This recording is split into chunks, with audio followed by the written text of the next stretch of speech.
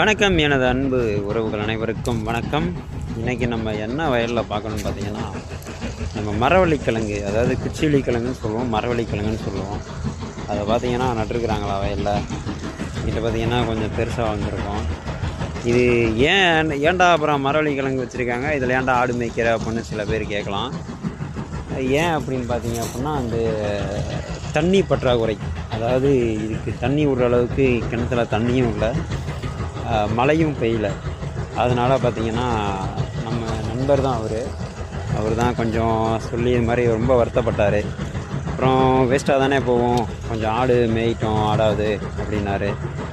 Mostly வெள்ளாடு தான் அந்த தலையெல்லாம் சாப்பிடுன்னு நினைக்கிறேன்.